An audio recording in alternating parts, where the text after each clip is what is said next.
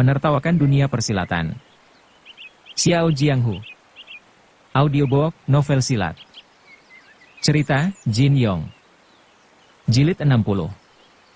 Ling Wuchong yang mengamati pertandingan dengan seksama dapat melihat ilmu pedang Chong Buki sangat mengandalkan teknik dan jurus, tanpa disertai tenaga dalam sedikit pun. Hal ini jelas berbeda dengan ajaran gurunya yang lebih mengutamakan tenaga dalam daripada jurus pedang. Pantas saja perguruan Huashan terpecah menjadi kelompok tenaga dalam dan kelompok pedang. Kedua pihak benar-benar menggunakan prinsip yang saling berlawanan, pikir pemuda itu. Perlahan-lahan Ling Wuchong merangkak bangkit. Dipungutnya sebilah pedang yang kebetulan tergeletak di dekatnya. Dalam hati ia berkata, perguruan Huashan sudah kalah. Ibu guru bukan tandingan laki-laki itu.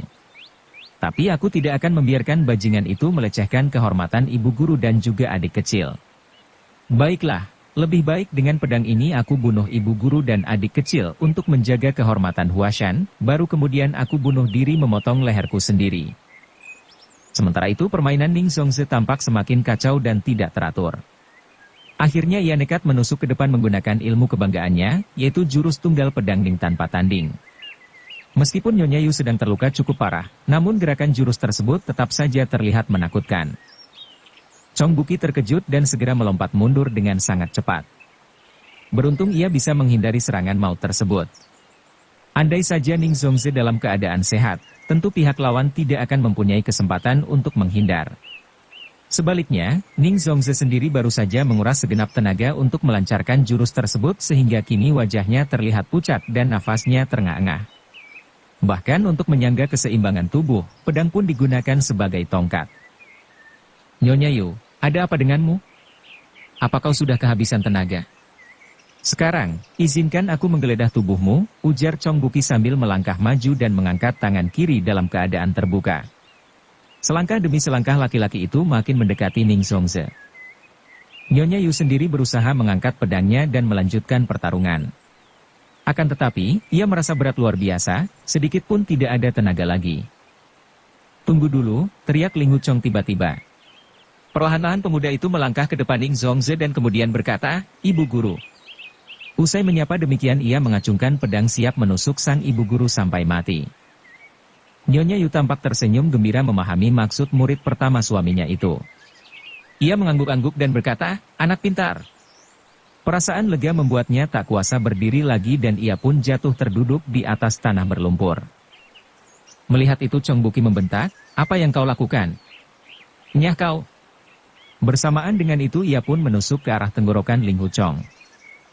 Ling Wuchong sendiri menyadari bahwa dirinya tidak mampu mengerahkan tenaga dalam sama sekali. Apabila ia menangkis serangan tersebut, maka pedangnya sendiri yang akan terpukul jatuh. Maka, yang ia lakukan justru mengacungkan pedang ke arah tenggorokan Chong Buki pula. Dapat dibayangkan hasil akhir kejadian ini adalah kedua pihak mati bersama. Tusukan Ling Wuchong ini sama sekali tidak memiliki kekuatan dahsyat. Akan tetapi, teknik yang sangat memesona tersebut adalah bagian dari ilmu 9 pedang dugu. Tentu saja hal ini membuat Chong Buki kelabakan. Ia sama sekali tidak menduga seorang bocah kotor akan melancarkan serangan balasan seperti ini. Tanpa pikir panjang, laki-laki itu langsung menjatuhkan diri ke samping dan bergulingan di tanah sampai beberapa meter jauhnya untuk menghindari pedang Ling Wuchong. Terlambat sedetik saja, mungkin nyawanya sudah melayang. Para hadirin menyaksikan keadaan Chong Buki dengan tatapan prihatin. Chong Buki pun melompat bangkit dengan berlumuran lumpur di sekujur tubuh dan wajahnya. Beberapa orang tidak kuasa menahan tawa melihatnya. Namun setelah menyadari bahwa Chong Buki tidak punya pilihan lain, mereka pun langsung berhenti tertawa. Akan tetapi, Chong Buki sudah terlanjur malu. Ia pun melompat dengan cepat dan menerjang ke arah Ling Wuchong. Ling Wuchong kini menyadari bagaimana ia harus menghadapi lawan. Aku tidak boleh mengerahkan tenaga dalam sedikit pun karena hanya akan mencelakakan diriku sendiri. Aku harus menghadapi serangannya dengan menggunakan ilmu pedang seperti yang diajarkan kakek guru Feng, pikir pemuda itu. Ling Wuchong sudah mulai akrab dengan ilmu 9 pedang dugu. Ia tidak akan menggunakan jurus-jurus tersebut secara terang-terangan apabila tidak dalam keadaan genting dan mendesak. Kali ini dalam keadaan di antara hidup dan mati, entah bagaimana berbagai kilatan pikiran terlintas dalam benaknya, dan kesemuanya adalah cara-cara mematahkan jurus pedang, sebagaimana yang pernah diajarkan Feng Qing yang dulu. Maka begitu Chong Buki menerjang seperti orang gila, Ling Hu Chong langsung menjemputnya dengan ujung pedang diacungkan miring ke depan. Sasarannya adalah perut lawan. Chong Buki kembali terkejut. Berdasarkan pengalaman, apabila ia melancarkan serangan seperti itu maka pihak musuh selalu berusaha menghindar atau menangkis. Oleh karena itu, ia tidak pernah memperhatikan bagian perutnya yang terbuka tanpa perlindungan. Namun kali ini ia bertemu lawan yang aneh. Bukannya menangkis, Ling Hu Chong justru membalas serangan tersebut dengan mengacungkan pedang ke arah perutnya. Sebelum kakinya mendarat di tanah, Chong Buki pun mengubah haluan serangan untuk menghindari bahaya. Dalam keadaan melayang di udara ia menebaskan pedang ke bawah untuk menjatuhkan pedang Ling Hu Chong. Namun Ling Hu Chong sudah melakukan gerakan antisipasi dengan lebih dulu menggeser pedang dan mengacungkannya ke atas, sehingga tebasan Chong Buki hanya mengenai tempat kosong. Keadaan selanjutnya sungguh di luar dugaan. Kini pedang Ling Hu Chong sudah mengarah ke dada lawan. Tadinya Chong Buki berniat menjatuhkan pedang pemuda itu, siapa sangka justru kini ia yang berada dalam bahaya karena tidak menduga sama sekali kalau Ling Hu Chong justru melakukan gerakan seperti itu. Chong Buki pun berteriak ngeri karena tidak mampu lagi menghindari maut di depan mata saat tubuhnya melayang jatuh menuju ujung pedang si pemuda. Melihat adik seperguruannya dalam bahaya, Feng Buping segera melompat maju dan berhasil menangkap punggung Chong Buki. Namun tindakannya sudah terlambat. Pedang Ling Hu Chong sudah lebih dulu menusuk bahu Chong Buki. Tanpa pikir lagi Feng Buping langsung mencabut pedang untuk menebas tengkuk Ling Hu Chong. Dalam keadaan biasa, Ling Hu Chong tentu akan melompat mundur dan membalas serangan. Namun Ling Hu Chong paham bahwa untuk melompat mundur dalam keadaan seperti itu harus mengerahkan tenaga dalam, dan itu akan mencelakakan diri sendiri. Tanpa ada pilihan lain, Ling Hu Chong pun menarik pedangnya dari bahu Chong Buki untuk kemudian menusuk ke arah ulu hati Feng Buping. Gerakan ini juga bagian dari ilmu 9 pedang dugu. Sepertinya ini juga serangan bunuh diri yang dilakukan Ling Hu Chong. Akan tetapi, jika diperhitungkan maka pedang Ling Hu Chong akan lebih dulu menusuk perut lawan daripada pedang Feng Buping mengenai dirinya. Memang serangan mereka berdua hanya selisih 1 detik, namun hasil akhirnya sungguh mencengangkan. Tentu saja Feng Buping terkejut bukan main karena mengetahui meskipun si pemuda tidak bisa menghindari serangannya namun secara tiba-tiba melancarkan tusukan jitu ke arah ulu hatinya.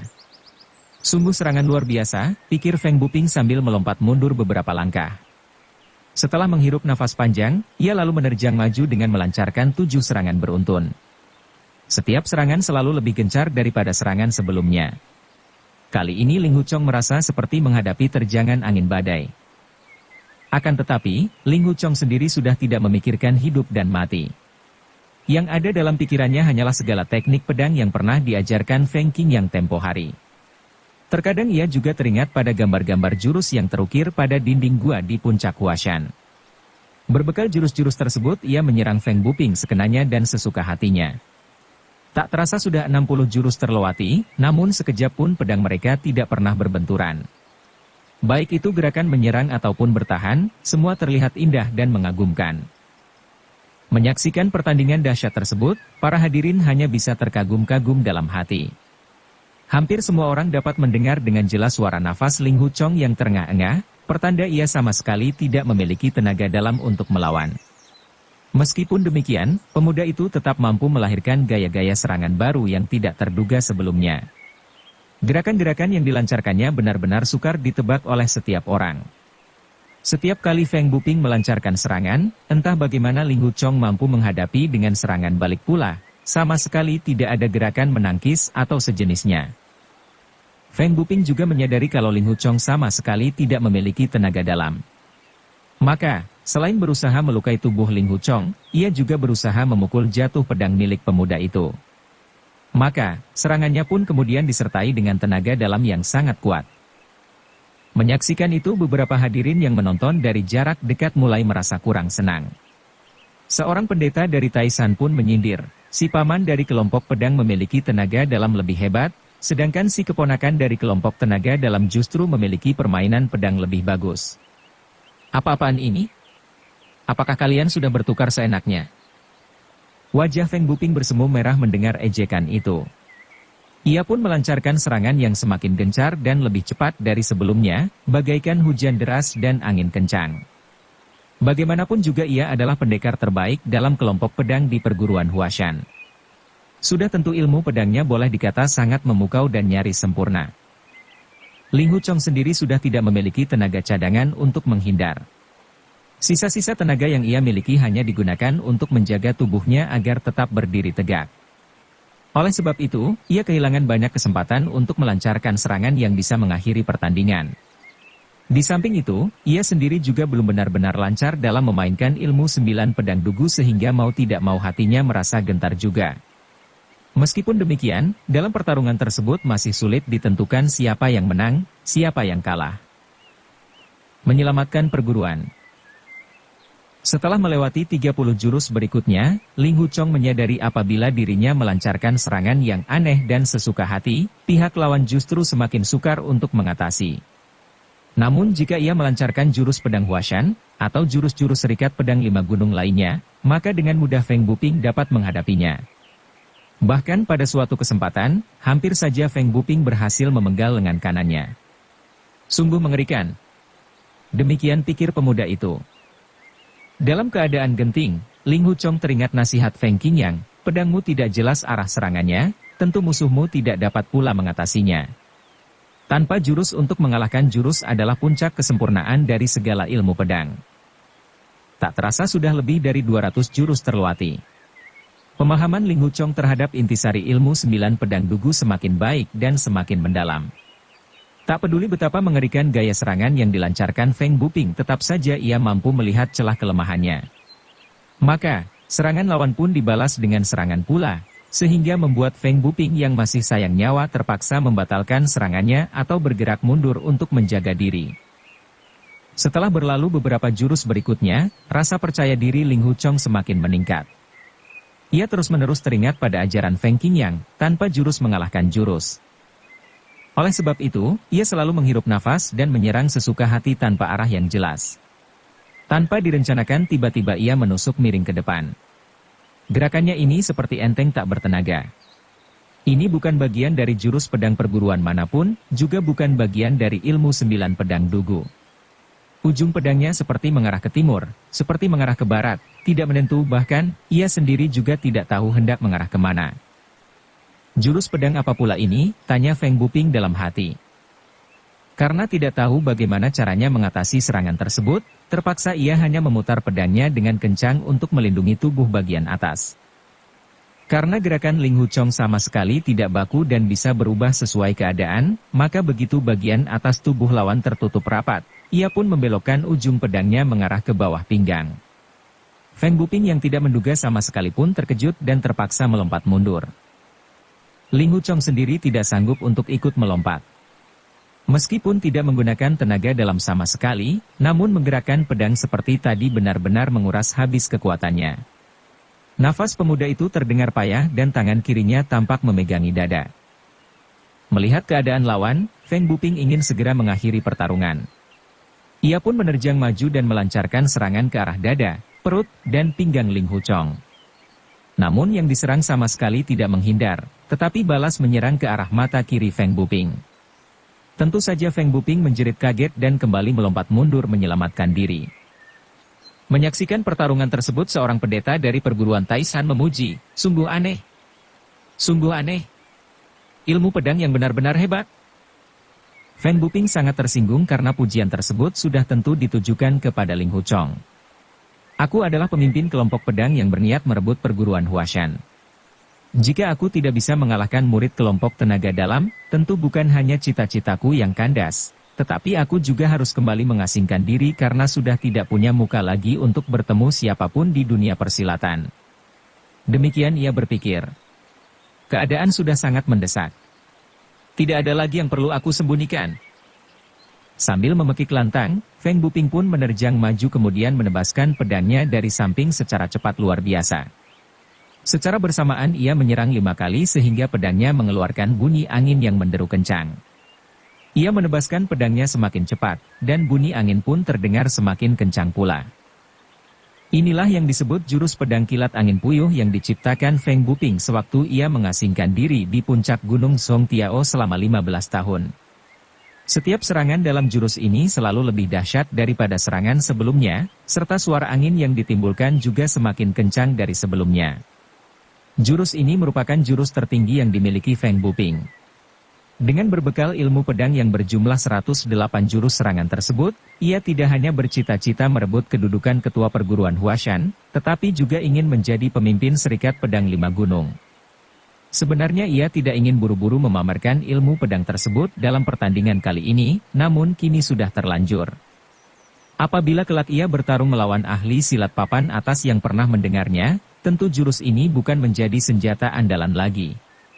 Pihak lawan pasti sudah mempersiapkan jurus tertentu untuk menghadapinya. Akan tetapi, keadaan kali ini sudah begitu mendesak dan tidak ada gunanya untuk disembunyikan lagi. Jika ia tidak mampu mengalahkan seorang Ling Huchong, maka ia akan kehilangan muka untuk selama-lamanya. Maka, jurus pedang andalan ini pun menjadi usaha terakhir baginya untuk meraih kemenangan. Daya tekanan jurus pedang kilat angin puyuh ini sungguh luar biasa. Tenaga yang terpancar dari ujung pedang Feng Buping perlahan-lahan semakin luas. Para hadirin merasa kedinginan dan muka masing-masing terasa sakit serta tidak nyaman karena tersapu angin pedang tersebut. Selangkah demi selangkah mereka pun mundur untuk menghindar. Kali ini para penonton dari perguruan Songshan, Taishan, dan Hengshan, serta pasangan suami istri Ubukun tidak lagi berani memandang rendah terhadap Feng Buping. Mereka tidak hanya mengagumi kehebatan jurus pedang tersebut, tapi juga angin dahsyat yang ditimbulkan olehnya. Feng Buping tidak hanya mengandalkan jurus pedang untuk memenangkan pertarungan. Tadinya ia bukan tokoh ternama di dunia persilatan. Siapa sangka ilmu pedangnya begitu luar biasa. Demikian para hadirin berkata dalam hati. Cahaya obor yang dipegang para hadirin tampak bergoyang-goyang, bahkan sebagian ada yang padam terkena angin pedang Feng Buping. Di mata para hadirin, pertarungan mengerikan itu bagaikan menyaksikan sebuah perahu kecil yang diombang-ambingkan badai dan ombak samudera. Meskipun badai bertiup kencang dan ombak bergulung tinggi, namun perahu itu hanya naik turun mengikuti irama gelombang saja.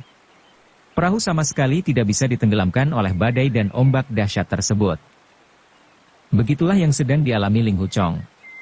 Semakin cepat Feng Buping melancarkan serangan, semakin membuat Ling Huchong memahami intisari 9 pedang dugu sebagaimana yang diajarkan Feng Qing yang dulu. Semakin mereka bertarung, semakin baik pemahaman Ling Huchong. Semakin ia mampu mengatasi jurus pedang lawan, semakin besar pula rasa percaya dirinya. Justru dalam keadaan ini Ling Huchong tidak ingin buru-buru menyelesaikan pertarungan, melainkan terus mengamati setiap serangan musuh dengan saksama. Ilmu pedang kilat angin puyuh hanya meliputi 108 jurus saja.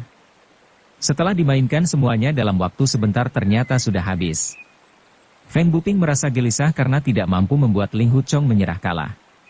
Ia pun membentak-bentak murka dan menyerang dengan lebih sengit lagi untuk memancing Ling Huchong menangkis serangannya. Ling Huchong agak ngeri juga melihat pihak lawan sudah bertingkah habis-habisan untuk memenangkan pertarungan. Khawatir pertarungan ini berlarut-larut, ia pun melancarkan 4 serangan ke arah lawan. Tiba-tiba berturut-turut kedua lengan dan kedua paha Feng Buping tertusuk semua. Tusukan tersebut membuat Feng Buping terkejut dan pedangnya sampai jatuh ke tanah. Dikarenakan tenaga Ling Huchong yang lemah, maka keempat tusukan tersebut hanya menggores kulit lawan. Namun demikian, hal itu sudah cukup membuat Feng Buping kehilangan harga diri. Dengan wajah pucat pasi, pemimpin kelompok pedang tersebut berseru, "Sudahlah, sudah cukup." Ia kemudian berjalan menghampiri Ding Mian, Lu Bai, dan Tang Yinge. Sambil memberi hormat, ia pun berkata, "Saudara bertiga dari Songshan, tolong sampaikan kepada Ketua Zuo bahwa aku sangat berterima kasih atas bantuan beliau. Hanya sayang kepandaianku belum cukup. Aku sungguh malu, sungguh malu." Feng Buping tidak sanggup lagi melanjutkan ucapannya. Sekali lagi ia memberi hormat, kemudian bergegas pergi meninggalkan tempat itu. Namun setelah belasan langkah, ia menoleh ke belakang dan bertanya, "Anak muda, ilmu pedangmu sungguh hebat dan lihai. Aku mengaku kalah. Tapi, sepertinya jurus-jurusmu yang menakjubkan tadi bukan hasil didikan Yu Bukun. Jika diizinkan, tolong beritahu siapa namamu, dan siapa pula pendekar besar yang telah mengajarimu, supaya aku tidak penasaran terhadap siapa dan apa yang telah mengalahkanku." Ling Huchong menjawab, namaku Ling Huchong. Aku murid pertama dari pendekar Yu Bukun yang budiman. Aku bisa menang juga karena belas kasihan dari tuan yang sudi mengalah. Mengenai hal ini rasanya tidak perlu untuk dibanggakan. Feng Buping menghela nafas panjang, yang terdengar seolah ingin menunjukkan kegelisahan hatinya yang penuh rasa kecewa dan patah semangat. Perlahan ia melangkah pergi dan akhirnya hilang ditelan kegelapan malam. Ding Nian, Lu Bai, dan Tang Yingye hanya saling pandang satu sama lain. Masing-masing dari mereka berpikir, ilmu pedang kami mungkin tidak sebagus Feng Buping, sehingga tidak ada gunanya jika kami maju menghadapi Ling Huchong. Apabila kami bertiga maju bersama-sama, bisa jadi Ling Huchong dapat dikalahkan. Namun, di sini banyak para pendekar dari perguruan lain. Main keroyok hanya akan mendatangkan masalah baru yang dapat berpengaruh buruk bagi nama baik perguruan Songshan. Karena sama-sama berpikir demikian, mereka bertiga pun mengangguk-anggukan kepala. Ding Nian kemudian berkata dengan suara keras, "Keponakan Ling Hu, ilmu pedangmu benar-benar hebat, membuat kami semua bertambah pengalaman. Sampai jumpa di lain kesempatan." "Ayo jalan," seru Tang Ying yang kemudian melecutkan cambuknya. Kudanya pun berlari meninggalkan tempat itu, diikuti seluruh rombongan Serikat Pedang Lima Gunung lainnya. Hanya dalam waktu singkat mereka sudah menghilang di kegelapan malam. Yang terdengar sayup-sayup hanya derap kaki kuda yang makin lama makin menjauh. Kini yang tertinggal hanyalah orang-orang Huashan dan ke-15 laki-laki bercadar tadi. Si orang tua tertawa lalu berkata, "Pendekar muda Ling Hu, kami sungguh-sungguh kagum melihat ilmu pedangmu yang luar biasa hebat. Kepandaian Yu Bukun masih berada sangat jauh di bawahmu. Seharusnya kau yang menjadi ketua perguruan Huashan." Ling Huchong diam tidak menjawab. Hanya nafasnya yang terengah-engah terdengar jelas oleh para penjahat itu. "Melihat kepandaianmu tadi kami seharusnya tahu diri dan mundur teratur," lanjut si orang tua. "Tapi kami sudah terlanjur mengganggu perguruan Huashan kalian. Jika kami mundur maka suatu hari nanti giliran kalian yang akan membalas kami. Untuk itu, kami harus mencabut rumput sampai ke akar-akarnya. Tidak ada jalan lain, kami terpaksa harus mengeroyokmu bersama-sama." Usai berkata demikian, orang tua itu memberi isyarat dan ke-14 kawannya langsung ikut mengepung rapat. Ling Huchong membentuk suatu lingkaran. Obor-obor yang ditinggalkan rombongan Ding Nian masih berserakan di tanah dan belum padam. Samar-samar Ling Huchong bisa melihat tubuh bagian bawah ke-15 orang bercadar itu yang masing-masing menggunakan senjata berbeda-beda. Mau tidak mau timbul rasa khawatir dalam hati Ling Huchong. Dalam pertarungan melawan Feng Buping tadi memang ia tidak menggunakan tenaga dalam, tapi tetap saja membuatnya sangat letih dan kelelahan. Dengan berbekal ilmu 9 pedang dugu ia berhasil mengalahkan semua jurus pedang yang dikerahkan Feng Buping. Akan tetapi, saat ini yang ia hadapi adalah 15 orang musuh dengan senjata berbeda-beda, sehingga tentu saja memiliki jurus yang berbeda-beda pula.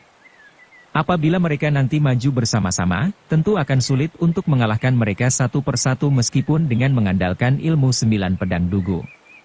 Andaikan Ling Huchong masih memiliki tenaga dalam rasanya juga percuma, karena ke-15 orang itu mengepung rapat dirinya dari segala arah. Dalam keadaan putus asa itu Ling Huchong menghela nafas dan memandang ke arah Yuling San. Ia merasa mungkin ini adalah untuk yang terakhir kalinya ia dapat memandang wajah gadis yang sangat ia cintai itu.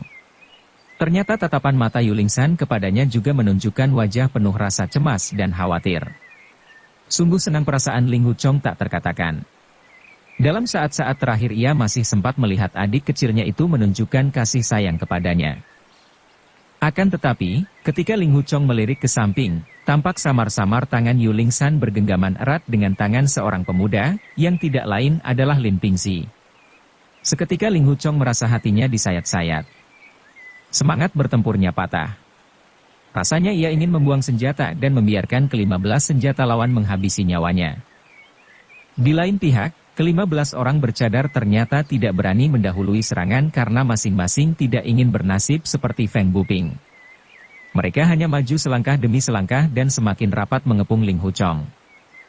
Dalam kegelapan itu Ling Huchong samar-samar dapat melihat 15 pasang mata para pengepungnya yang berkedip-kedip bagaikan binatang buas sedang mengincar mangsa. Penuh dengan tatapan keji dan sikap bermusuhan. Menyaksikan itu membuat dirinya teringat sesuatu.